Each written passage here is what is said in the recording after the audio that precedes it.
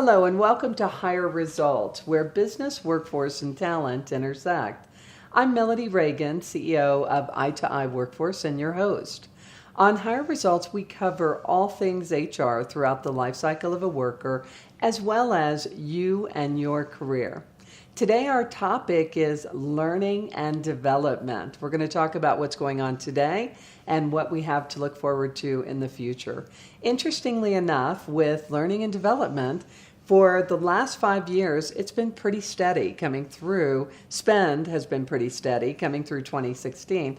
In 2017, we saw this radical jump. According to Training Magazine, we went up 32.6%, and we're now spending over $90 billion each year in training. Now, what has caused this massive surge? Well, a couple things. Companies are still spending about the same amount on their outsourced training. Interestingly enough, they're spending more on travel and tools. In addition to that, for some companies, they're starting to bring some of the training functions in-house. Now, what does that speak to? That speaks to companies seeing that training and development is becoming ever more important. Now, the next thing that I looked at is what is it that all these companies are spending training on? And this is ready to manage blog. So coming through last year, what did everybody spend money on? No surprise, number one, leadership. And leadership development is high on the curve. Why? We have a very diverse workforce, changing dynamics of business. And one of the things that we've talked about on the show is a little bit of that leadership gap that we're starting to see. What's happening with the leadership gap? And the skills for leaders are changing to make your organization successful. In addition to that, communications, whether you have an in-person or remote workforce, how do you maintain those communications across your entire workforce, with your stakeholders, with your customers? Team building. Your most expensive resource, it's your people. So spending money on team building is way up there. And then, no surprise, because of life cycles, number 4 on the list, change management. Everything is changing at such a crazy, rapid pace, and for us to keep up with it and adapt all of our systems. And then the very last one, and this is the top 5, is coaching. Coaching skills, how to be a coach. A leader coach is one of the things I'm always talking about when I'm coaching leaders, how to be a leader coach. And if you're going to manage people, you need to be a leader coach. Now, with us today, I have Amy Lund. Amy Lund is a leadership and development professional, and I'm thrilled to say she does work with Eye Workforce and our clients on their, listen to me, I said leadership and development. She's a learning and development specialist, and she does leadership development as well as learning and development with many of our clients at Eye Workforce. So with that, Amy, welcome to the show. Thanks very much. It's nice to be here. Amy, would you tell everybody a little bit about your fantastic background in L&D? Yeah, absolutely. I was lucky to start in L&D a long time ago, about 25 years ago. I started out with channel management and working in business to consumer. So we always have, situations where people want to understand about the product. And we expanded very quickly into sales, customer service, inside sales, leadership development, HR. I was really lucky to move from that traditional situation of training and standing up and giving everyone all the information into micro learning, mobile learning, video learning, online learning. We were some of the people that were waiting for the technology to catch up at the time because we realized what a great resource we had in the internet. You know what? And along those lines, obviously you also are used to working with a global workforce. Absolutely. So you're in a distributed workforce. Well, one thing before we jump in on a couple of items is what are good reasons? Why are companies training? Well, I want to start with a couple of things for you. One is the more skilled your workforce is, the better it is for your business, and your business is going to grow. We've also found statistically, and actually this is an impact of the individuals who leave, 25% say retention is one of the big reasons. If you did training and development, help me up my skill. It's also really important with all the changing trends that you maintain currency with your industry and your skill set. You know, it used to be one and done. People used to go to college and they're like, hey, I got my degree, or I went to a trade school and I have to do it. Nothing is constant anymore. So what do you think this past year, what do you think is driving that radical increase in training? Well, I think you're absolutely right. A lot of it is about retention, right? We have a workforce that expects to be able to use new tools. And we have corporations that expect you to use new tools. But if we're not giving anyone any resources to do that, and, you know, it was back in the day when, for example, Photoshop came out. That's a really complicated program. We started that training back then, and now it's just speeding up all the time. And I think that companies, good companies, are looking at also training on culture. Leadership, like you said, communication drives your culture. And a lot of our companies today are modernizing their thought process around culture and retention. Fantastic. And let's get into some methods at a broad level. You just mentioned a whole bunch of them. Yeah. So what are the methods and what are the hot methods and all that wonderful stuff for creating training and giving training? Well, people love video, right? They love video. We love video everywhere. We like it in our personal lives. We like it in our work lives. Kids like it. It's a very accessible medium.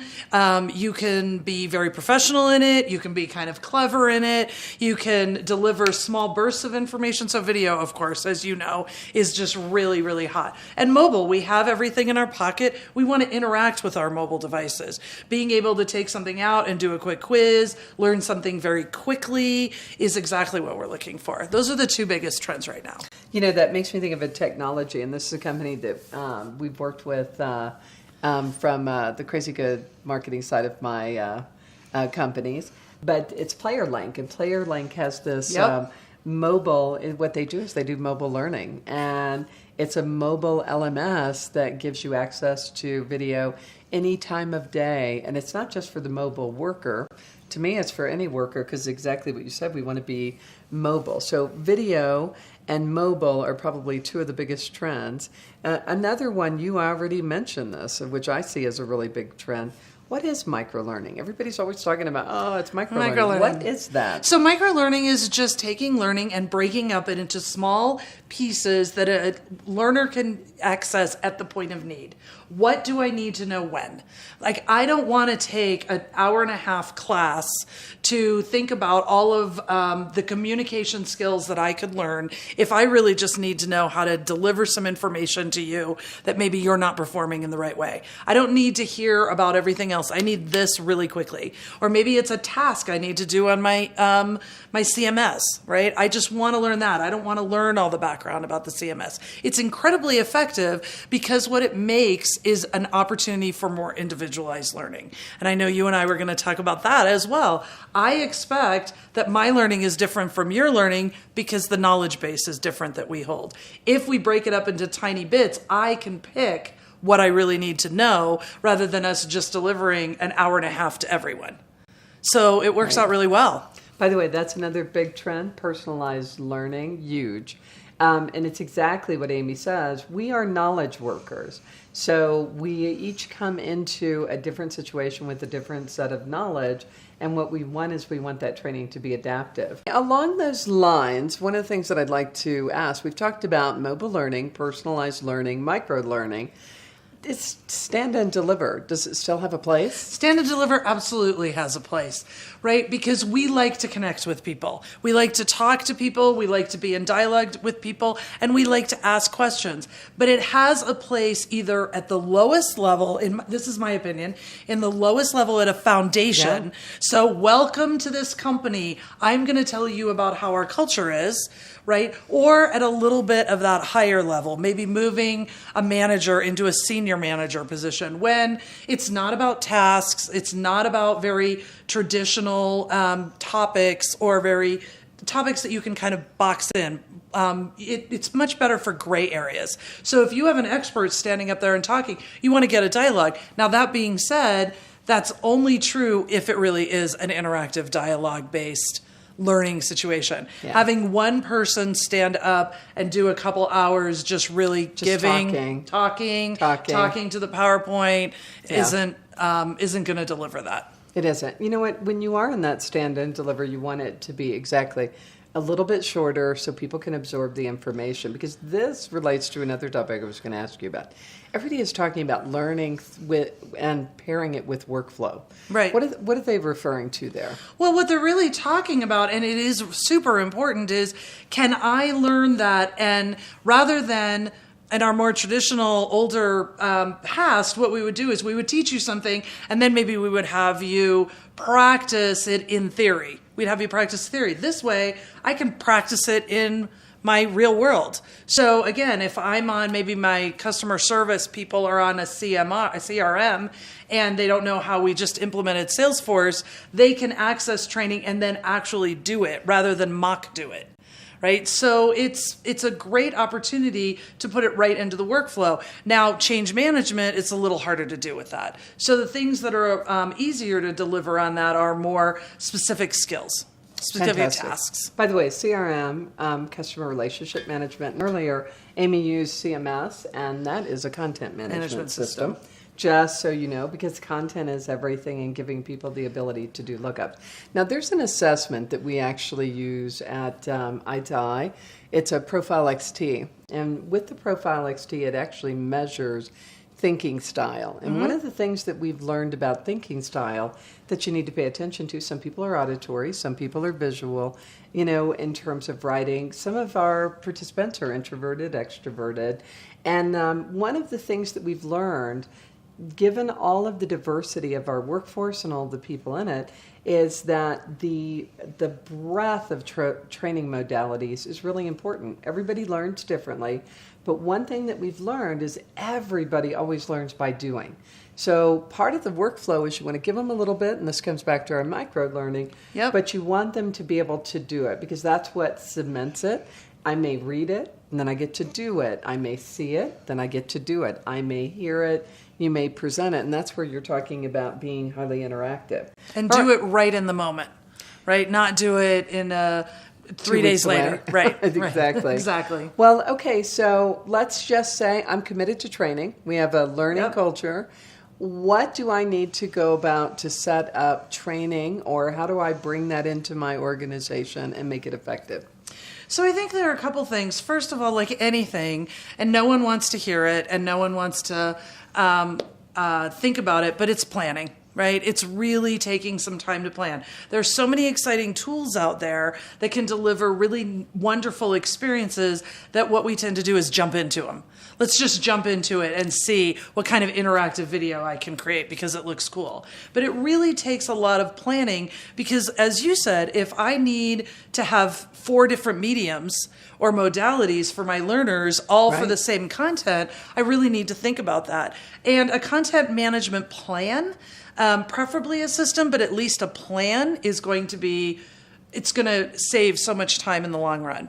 And then I think the other thing that is super important, which is kind of going along with the trend of bringing training in-house, is to be very close to your business. And I think that's one of the most exciting things that's happening in learning and development right now is the function is becoming embedded much more in the business rather than being out here. 15, 20 years ago, the training department was here. Everyone would create whatever they wanted, a product, or HR would decide we're going to do a change management plan, and they'd figure it all out, and then they go give it to the training department. And now the training department has a seat at the table in many organizations, and they're saying, how are we thinking about this in a learning environment? So it's really integrating that thought process into the whole business model. Fantastic. And the other thing that I always tell everybody, you need to think about what are the skills for an individual, and this is part of your planning, that they need to learn, and then what do you need to take across your organization? Culture doesn't just happen. Sometimes you have to do training. And what's interesting, if you go back to our list, coaching skills, number 5 on the list of training, coaching itself is a form of educating. And it needs to also be considered in what you're putting together in training. So you have to ask yourself, what are the skills? Do your team members need to know how to use a certain tool? Maybe. Individually? Is there something culturally? Is there something in terms of somebody's specific job that is a skill that they need to have? Or is there something you need to train somebody into so that you can promote them as part of your succession planning? And one of the things, and I'm just going to throw this out there, that I see as a driver for training these days, we've had the discussion about workforce and finding individuals who come with the exact set of skills of what you're looking for when you're looking to hire.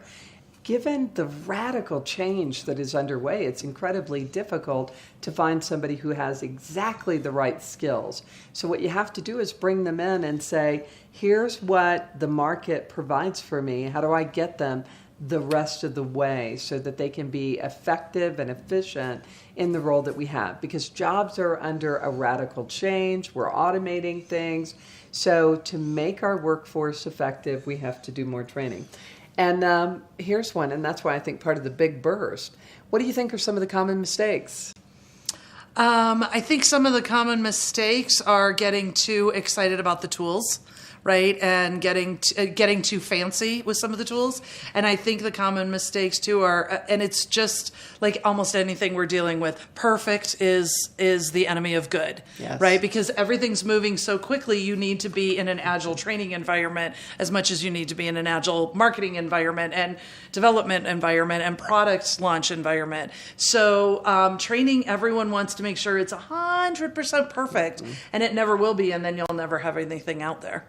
By the way, one other really effective way to do some training that I always tell people, have your team members train each other. Yep. Now, you have to be careful about budget, mistake. Yep. You can't spend all of your time training. Obviously, you have to have productivity. So make sure that you manage how much time is going to training.